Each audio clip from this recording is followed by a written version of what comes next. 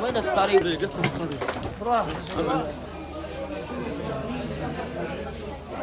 Wonder Woman star Gal Gadot says the war in Israel has left her heartbroken. I stand with Israel, you should too. The world cannot sit on the fence when these horrific acts of terror are happening. Before her rise to fame, Gadot served 2 mandatory years in the Israeli army. Israeli-born supermodel Bar Raffaeli says she is also devastated. Stand with us, Israel under attack, adding, murdering Jewish people is not fighting for human rights. Oscar-winning actress Natalie Portman, who was born in Jerusalem, posted, "My heart is shattered for the people of Israel." There were fierce confrontations over the metal fencing separating the 2 camps. Fireworks also flew.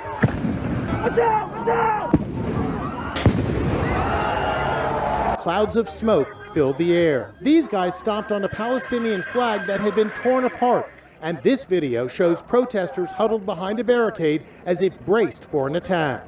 Welcome back from the South. We continue with more information, in this case in the Middle East.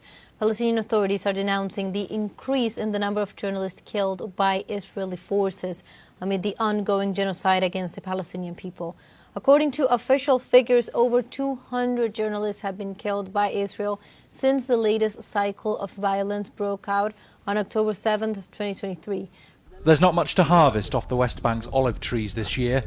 There's been no rain, and Israel diverts underground water to illegal settlements, making it hard for Palestinian farmers to compensate. McDonald's is facing backlash over its decision to provide free meals to Israeli soldiers amid the ongoing conflict with Hamas. McDonald's Israel took to Instagram declaring its intent to donate thousands of meals daily to soldiers on the front lines and those in drafting areas and hospitals. The statement emphasized their commitment, even going as far as opening 5 dedicated restaurants for this purpose. It's worth noting that McDonald's Israel's official account is now private. Pure Evil, The Israel Files, Deep Dive, Free Palestine, War Crimes, Colonization, Dark History Origins, Ecocide, Pollution, True Crime, etc.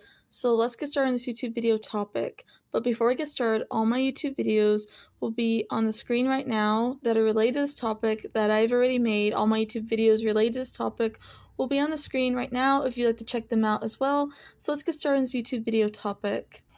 The U.S. capitalist ruling class controls public school curriculum, mass media, and social media. They use this to control and push misinformation to the sheeply and obstruct real information.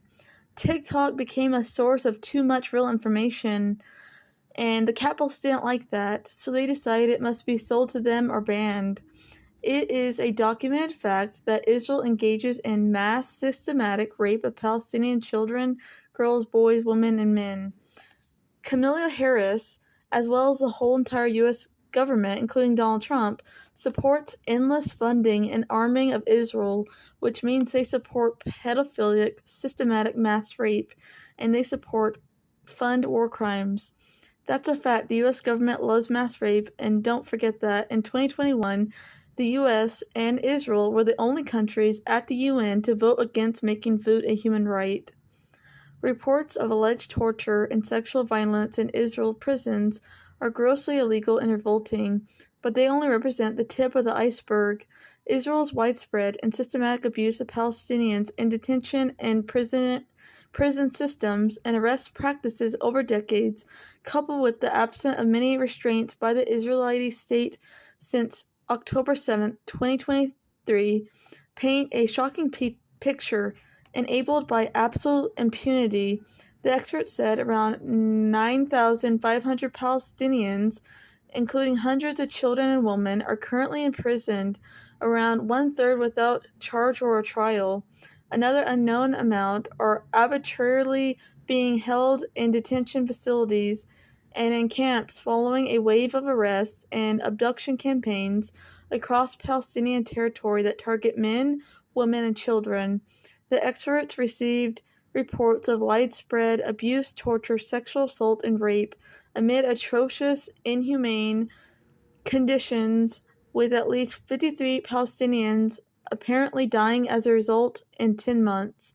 Countless testimonials by men and women speak of detainees in cage-like conditions in enclosures, tied to beds, blindfolded and in diapers, stripped naked, deprived of adequate health care, food, water, sleep, electrocutions, including their genitals, blackmail, and cigarette burns. In addition, victims spoke of loud music being played until their ears bled, attack by dogs, waterboarding, suspension from ceilings, and severe sexual and gender-based violence. Allegations of gang rape of a Palestinian detainee, now shockingly supported by voices in the Israeli political establishment and society, provide irrefutable evidence that the moral compass is lost, the expert said. In February 2024, a number of experts also expressed grave concern regarding the reports of sexual and other forms of gender-based violence committed against Palestinian women and girls in Israeli detention centers. Israel passes law to imprison Palestinian children aged 12. The Zionist state often uses the term terrorist indiscriminately to refer to those suspected of engaging in resistance actions against the Israeli apartheid occupation in West Bank of Gaza. The Islamic resistance movement, Hamas, condemned the law, accusing the Israeli authorities of punishing children for their resistance and rejection of the colonizer occupation, in violation of international treaties on children's rights. Israel has turned Palestine into the world's largest graveyard for journalists reporting. Reporters Without Borders, RSF, published its 2024 report revealing that Palestine has become the country where most of the journalists have been murdered and unalived. As Israel occupation forces have murdered 39 journalists since 2019, Palestine is the most dangerous country for journalists, recording a higher death toll number than any other country over the past 5 years, RSF stated, noting that Palestine is confirmed for the second consecutive year as the most dangerous country for journalism, ahead of Pakistan, ahead of Bangladesh, and ahead of Mexico. Since October 2023, at least 155 Palestinian and Lebanese journalists have been killed by the Israeli occupation forces. 40 of them were killed for reporting on the Israeli offensive against Gaza. Nearly 70% of Gaza war dead, verified by UN, are women and children. The UN agency told it verified the details of over 8,000 people killed in Gaza from November 2023 to April 2024.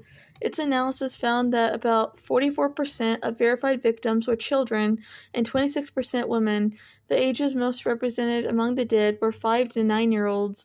About 80% of the victims were killed in residential buildings or similar housing, the agency added. Israel is intentionally starving Palestinians and should be held accountable for their war crimes and genocide, according to the UN's leading expert on right to food. Hunger and severe malnutrition widespread in Gaza Strip, where about 2.2 million Palestinians are facing severe shortages, resulting from Israel destroying food supplies and severely restricting the flow of food, medicines, and other humanitarian supplies. Aid trucks and Palestinians waiting for humanitarian relief have come under Israeli fire. Intentionally depriving people of food is clearly a war crime. Israel has announced its intention to destroy the Palestinian people, in whole or in part, simply for just being Palestinian. Nutritional screenings at healthcare centers and shelters in January found that 16% of children under the age of 2, the equivalent of 1 in 6 infants, were actually malnourished and wasting in northern Gaza, where 300,000 people are trapped with virtually no food aid being allowed in by Israel. Of those, almost 3% are suffering from severe wasting, at high risk of medical complications or death without urgent help. According to the recent UN report, reports of these, almost 3% are suffering from severe wasting away, at high risk of medical complications or death without urgent help. According to the recent UN report, have emerged that parents feeding their children animal feed in hope of keeping them alive. In Rafah, in the South, where Israel is currently focusing military attacks, 5% of the children under 2 years were actually malnourished. Wasting was not a major concern in Gaza before the conflict. Across Gaza, 95% of households are restricting meals and portion sizes, with adults going without food to feed the small children. Yet the little food people and lacks essential nutrients need for humans to grow and thrive physically and mentally. Hitler didn't want to exterminate the Jews at the time. He wanted to expel the Jews. And Haj Amin al-Husseini went to Hitler and said, if you expel them, they'll all come here. So what should I do with them? He asked. He said, burn them. All parents have nightmares over any harm coming to their children, but now specific concerns about pedophilia are rising in Israel. That's because there's currently an oversight in the law that allows all Jews to immigrate to the country. One local children's rights group is claiming that 34 alleged pedophiles have taken advantage of this dark loophole over the past decade and are trying to turn Israel into a safe haven for sex criminals. Israel's militarized colonizer imperialist violence in Gaza and the capitalism caused climate change crisis serve the interests of one perpetrator, the fossil fuel imperialists, writes Mohammed Asraf, reflecting on the horror of the past 15 months. Israel's genocide in Gaza has claimed over 62,000 lives, displaced millions of people, and turned the small, densely populated strip into the graveyard of human and environmental tragedy. More than 42 million tons of rubble remain, exceeding the amount of rubble from all the previous wars combined since 2008. Removing the debris could generate over 55,000 tons of carbon dioxide, CO2 emissions equivalent to 600 times the circumference of the Earth in truck trips. Beyond the genocide and ecocide of the environment in Gaza, there lies a deeper connection between militarized violence and the global climate change crisis. As development plans emerge alongside the ceasefire, echoes of previous colonial efforts begin shaping up, ones deeply tied to petroculture, the fossil fuel industry, which leads military operations globally, is directly linked to ecological destruction and the political frameworks that sustain occupants in the war. Globally, the military is the largest of the institutional consumers of fossil fuels, and also the U.S. military is the biggest polluter as well. The global military footprint is estimated to account for 5.5% of annual emissions, more than the combined emissions of the entire African continent. These figures are magnified in the region and are obscured further by carpet bombing during the genocide, logical and reconstructive challenges, as well as indirect emissions from military supply chains and fossil fuel extraction.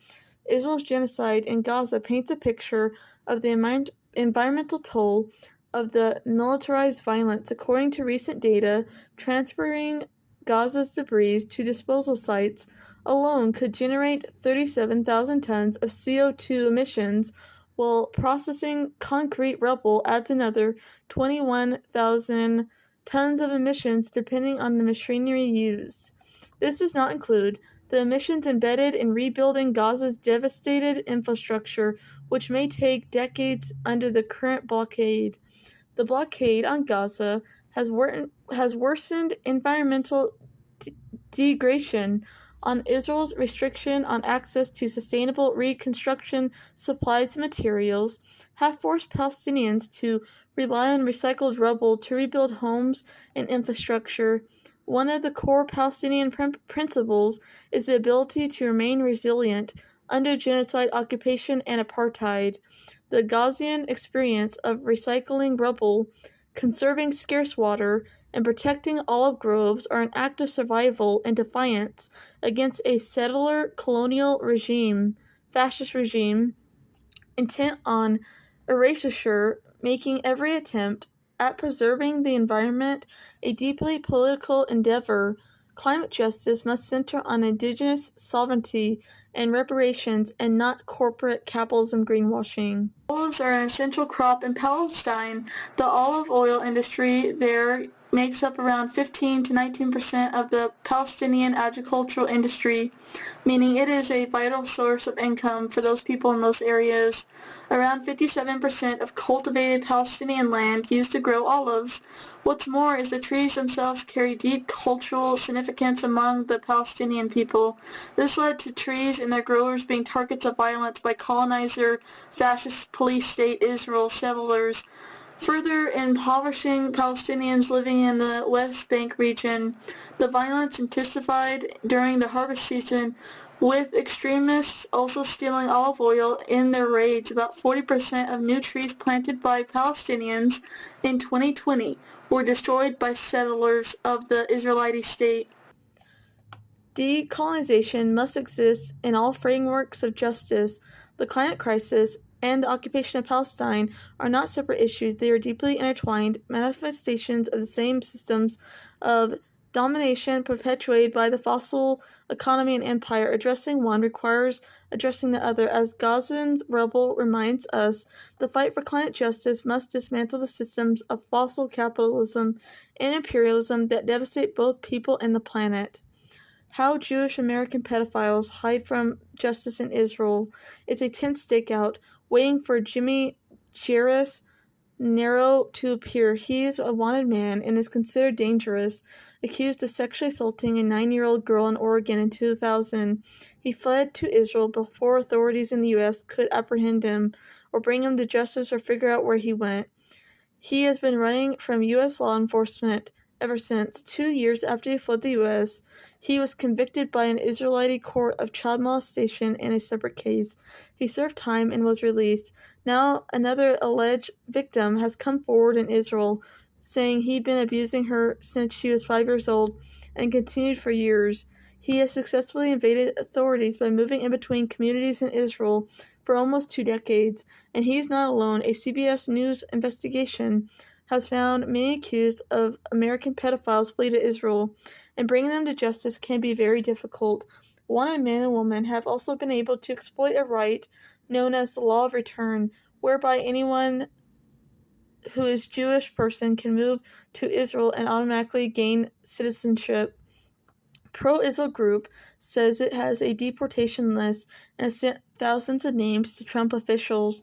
A far-right group has claimed credit for the arrest of a Palestinian activist and permanent U.S. resident who the Trump administration is seeking to deport, claims it submitted thousands of names for similar treatment, and the U.S. is one of the number of right-wing pro-Israel groups that are supporting the administration's efforts to deport international students involved in university and college pro-Palestinian protests, an effort that has escalated this week with the arrest of Mohammed Khali, an activist who recently completed his graduate studies at Columbia University. Donald Trump says his arrest was just the first of many to come. Bitar US quickly claimed credit on social media for providing his name to the government. The ADL's dangerous approach towards anti-Semitism. For years, the ADL has used its credibility as a civil rights organization to silence critics of the Israeli state and Zionism, pushing the dangerous and false IHRA definition of anti-Semitism. This definition labels anyone opposed to Israel's government oppression of Palestinians as anti-Semitic, making it harder to identify actual instances of anti-Semitism. The ADL has spent millions of dollars pushing to turn this definition into law that would classify criticism of Israel as a hate crime against Jews. Repression of free speech. The ADL has consistently targeted advocates for Palestinian human rights in a coerced and coordinated campaign to repress any freedom of speech that criticizes Israel's current war in Gaza or its policy of oppression of Palestinians, support for racist, militarized policing, The ADL runs programs to train police in the United States in militarized policing techniques that target low-income Black communities and communities of color. Strategies has learned from Israel's Zionist army, brutalization of Palestinians, spying on activists, and social justice movements. In July 2024, news broke that the ADL had been surveillancing a progressive anti-racist climate activist. This follows a long history of the ADL spying on individuals and movements engaged in social justice work, including the NAACP and major organizations in climate, labor, and anti-South African apartheid, farm worker, and college student movements. The ADL has consistently targeted Arab-led organizations and portrayed advocacy for Palestinian rights as hateful, and supports Islamophobic federal programs that expand surveillance of Muslim communities.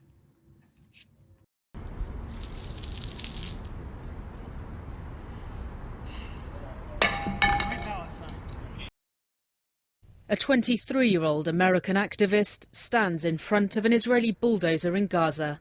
March 16, 2003. The bulldozer drives over her, crushing her to death.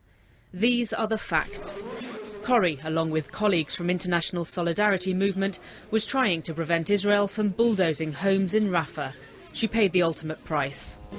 An Israeli investigation took 1 month and found no Israeli soldier was to blame, stating the armoured bulldozer crew involved in the incident did not see Miss Corrie, who was standing behind the mound of earth and 64-year-old Alexander Zostakowicz appearing in front of a judge Monday morning, not even 48 hours after apparently approaching and berating a young couple. She's accused of committing a hate crime by reason of perceived national origin. She came closer to our face and then started asking, "Are you Palestinian?" And I was like, "Yes, I am." And then she proceeded to scream in my face, "Palestine." Wasim Zaran says he and his wife were just grabbing lunch Saturday at Panera Bread near Lamont Road and 75th Street in Downers Grove. Zaran says another customer, who we now know is Zostakowicz, began swearing at them. Out of nowhere, just out of hate. He says it started with the expletives, but then turned even more troublesome. And she specifically asked, "Are you Palestinian?" And I said yes, and then she started getting physical. Seconds later, Zaran's wife began recording the altercation. Stop! Stop! Oh my God! It shows the woman attempting to slap Zaran, and seconds earlier, lunging at his pregnant wife. This guy wanted to get his Lyft driver fired for having a Free Palestine sticker on his car, and it backfired spectacularly. The whole post is huge and you can go read it on X, but basically this was the Free Palestine sticker written in Arabic no less that really scared the guy and his Israeli wife. The guy goes on to say that because him and his wife are both Jewish, his wife being Israeli, the term Free Palestine is actually code for unaliving all Jewish people that live in the Middle East. And the guy said that both him and his wife were trembling in fear because of this terroristic sticker. And my question is, why did you get inside the Lyft if you saw this sticker and it was so scary? You could have easily canceled it and ordered another one. Anyway, after the ride is over, the guy's wife files a complaint to Lyft, including the picture. And the Lyft representative basically said that there's nothing to be afraid of with a simple bumper sticker and that the driver had not done anything to make them feel unsafe. Of course, the couple get even angrier and demand that the issue be escalated. And then minutes later, they get an email from Lyft, and Lyft is actually on the side of the driver and permanently bans the account of the Israeli woman, citing alleged safety violation. All right, only on 6 this Smythe running over a Sunny Isles Beach police officer. An Israeli diplomat's son could soon have his charges dropped.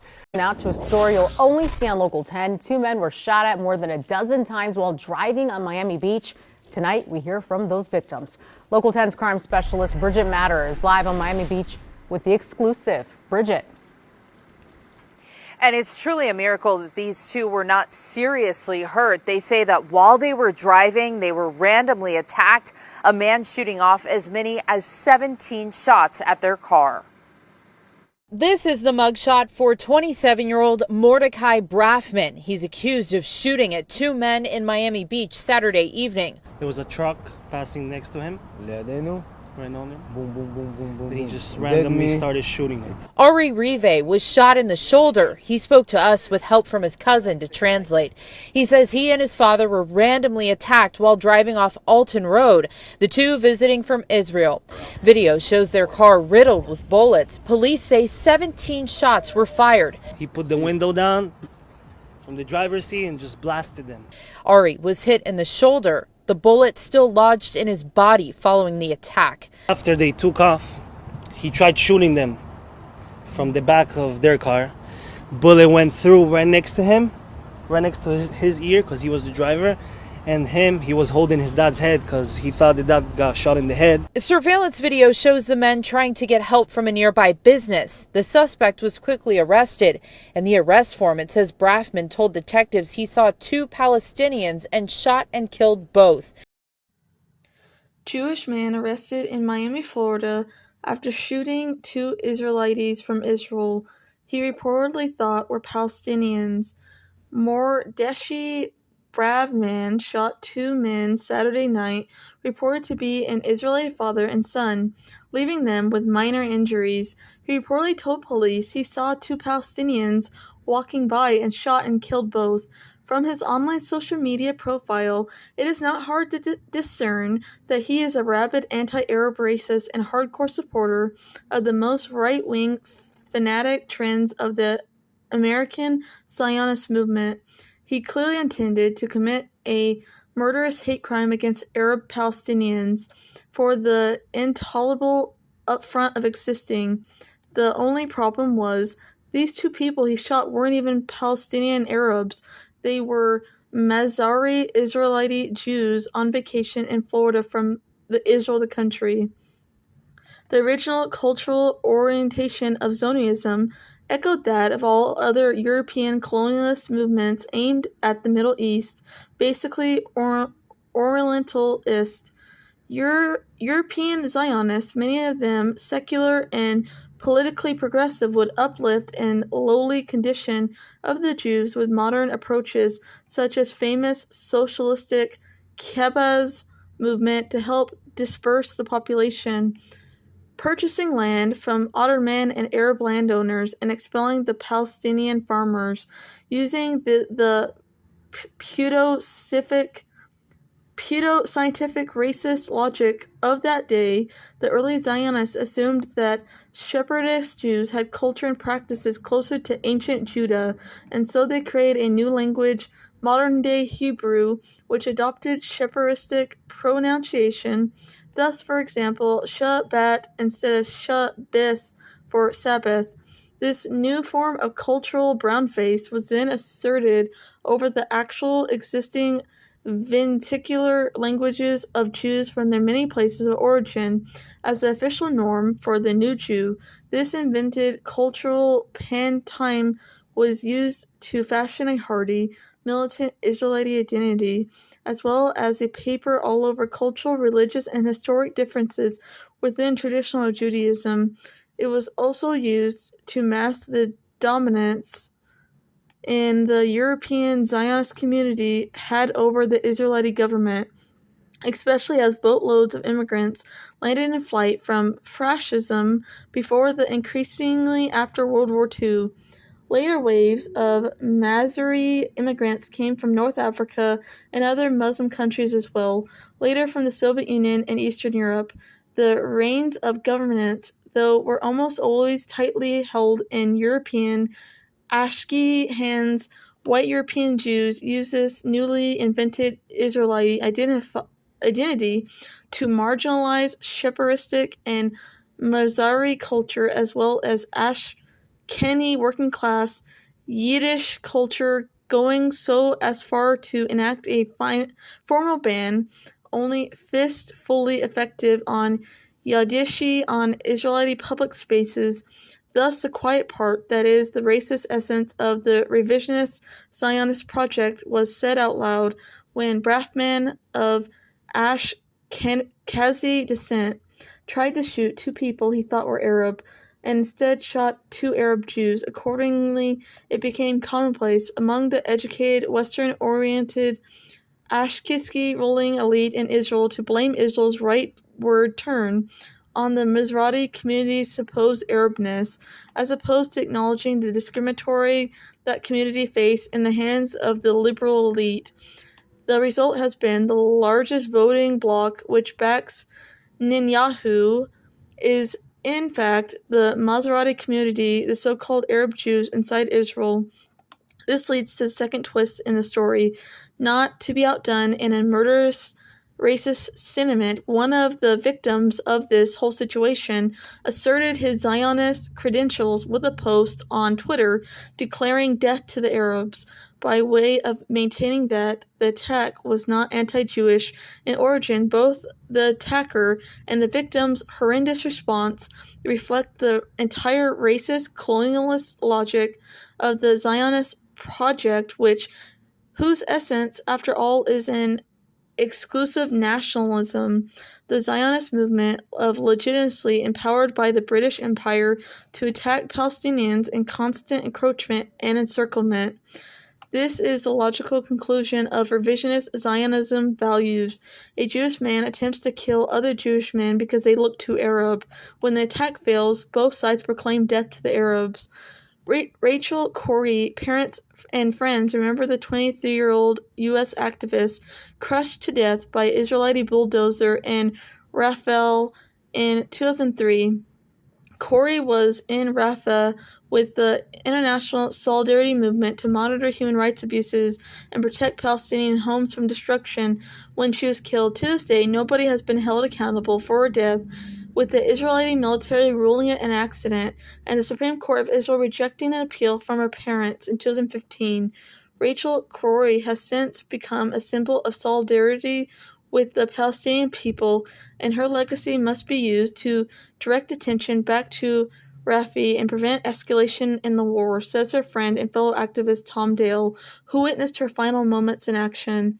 We also speak with Corrie's parents, Cindy and Craig, who say they've met many Palestinians over the years who continue to honor their daughter's memory. She was crushed to death by a U.S. Caterpillar bulldozer that was run by the Israeli military, the IDF.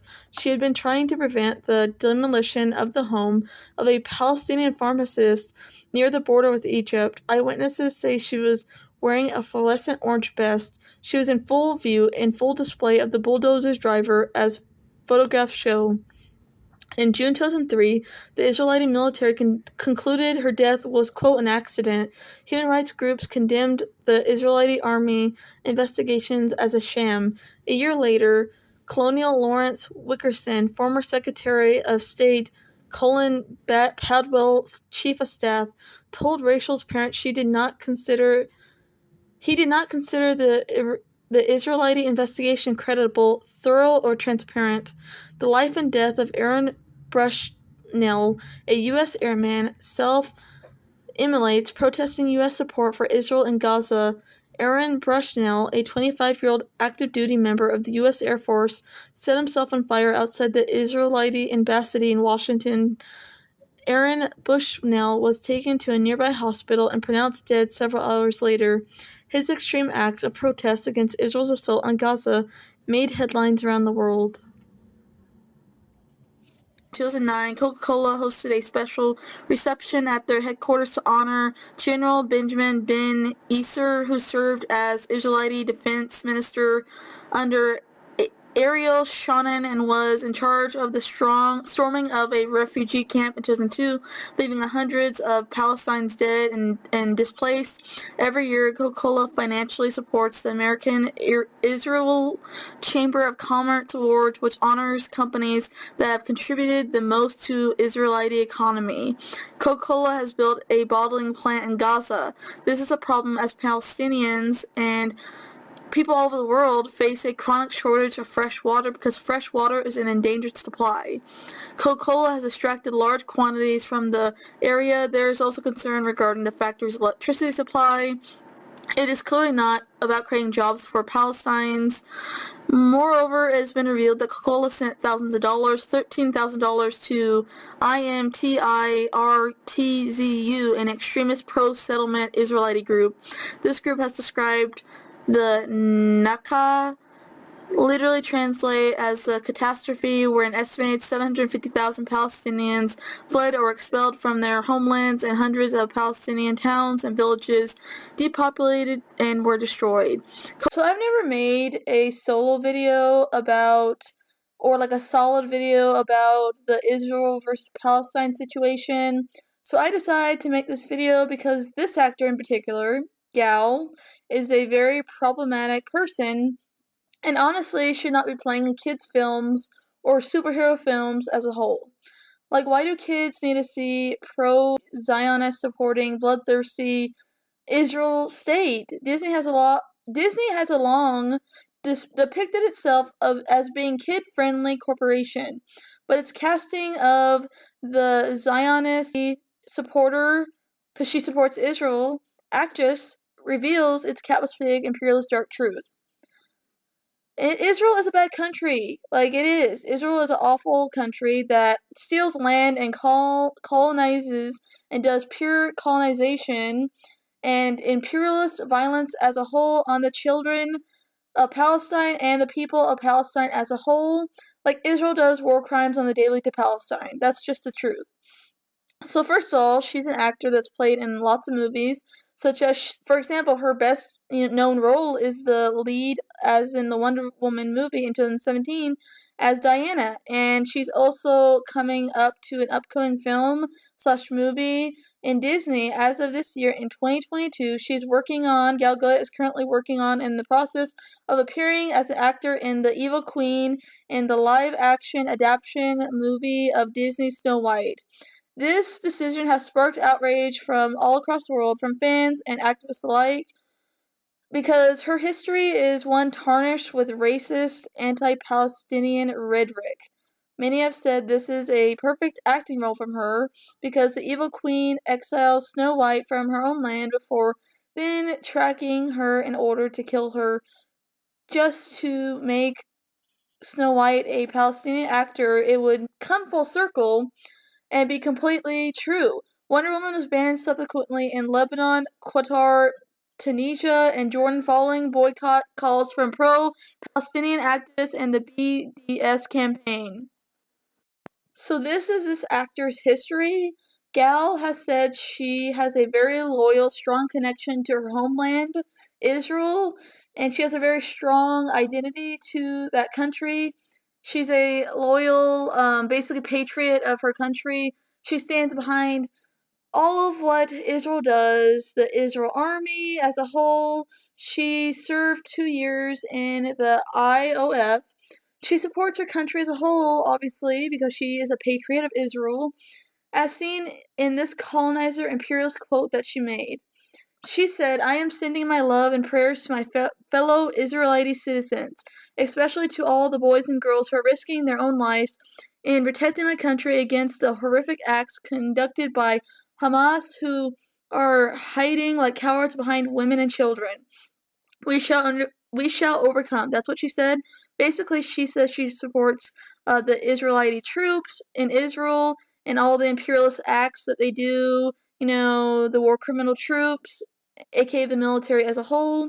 She also refers to Palestine as neighbors. She never mentions the name Palestine, because that's what they're called. They're called Palestine. She just says neighbors.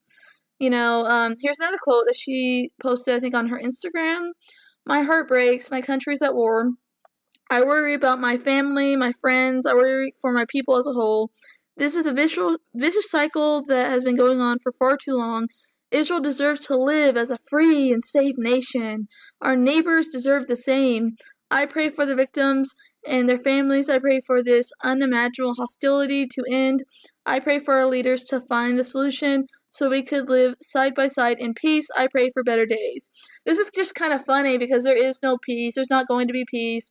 Like, when Israel is basically a bloodthirsty nation and they're trying to colonize, Palestine and doing genocidal acts towards Palestine. There is no peace. She just said she supported the fucking troops in Israel and all the war criminals. Not only that, but she's a rich woman. During the initial months of the pandemic, she is so out of touch. Gal, had done like a bunch of controversy when she posted a video of her and other rich actors singing the John Lennon's Imagine song. Even though she said that it was meant to be a mark of solidarity with people who were struggling with COVID-19, she was ridiculed for being insensitive and elitist. She's just a whole clown. This is just a whole ass circus. Are Diddy and his ongoing scandals connected to the Israel lobby? Sean Diddy Combs, a prominent figure in the music industry, has faced a series of legal challenges, from accusations of abuse to exploitation of vulnerable youth. The multitude of lawsuits against him are not only shockingly detailed, but allude to connections to powerful entertainment industry figures with ties to Zionist causes. One of the key lawsuits was filed by music producer Rodney Lil Rod Jones. He accuses Diddy of assault, participation in an Epstein-style trafficking ring, and threats of physical violence. Jones alleges that Diddy hosted substance-fueled parties with trafficked youth, funded by powerful figures like Universal Music Group CEO Lucian Grange. Jones claims these parties were secretly recorded to blackmail high-profile individuals, including music executives and politicians. Lucian Grange is a billionaire Zionist known for supporting Israeli causes. He's been associated with high-profile events, including the Friends of the IDF Gala, which raises funds for the Israeli military. Grange's wife, Caroline Grange, also funds several Zionist organizations. Running in the same circles is Haim Saban, an Israeli-American media proprietor, Democratic Party power player, and mega donor to Zionist causes. Saban Music Group and Universal Music Group have a partnership that includes global distribution and marketing. Another former Universal Music Group figure moonlighting as a Zionist lobbyist is David Renzer. Renzer founded an organization called Creative Community for Peace, which organizes Hollywood celebrities to speak out on behalf of Israel and against the aims of Palestinian activists. Another music industry executive closely associated with P. Diddy, Clive Davis, has partnered with Creative Community for Peace. In 1994,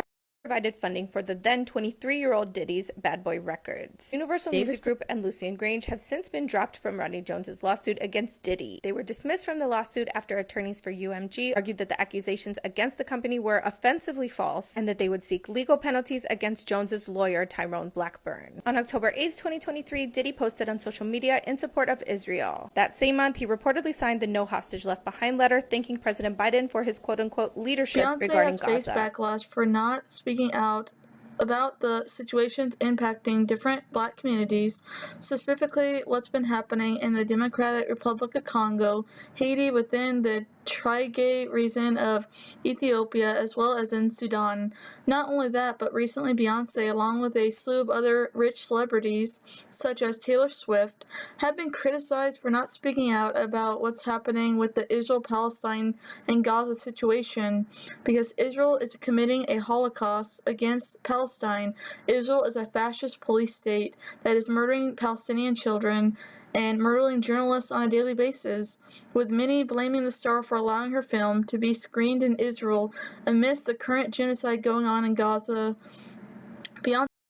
Gaga arrived in Israel on Friday for a 48-hour visit, and of course she made a grand entrance as always. Lady Gaga using ableist slurs and more of her racism exposed. Lady Gaga is a Zionist and supports Israel, the fascist regime and colonizer country that is the State of Israel. Lady Gaga, the pop star, says the world's image of Israel, the country, is inaccurate, calling the country a beautiful place. She said, "Oh, it was fantastic," said Lady Gaga in an interview published by The Independent. "Put your hands up and cheer for yourselves," she told the crowd. "You are strong, you are brave, you are confident, and I fucking love you, Israel." So she supports Israel when Israel is genociding Palestinians and committing war crimes on the daily basis. For someone who is a so-called anti-bully and is against hate and, like against racism and all this stuff, like she is supporting a country that is committing human rights violations on Palestine. So she's not like a human rights activist.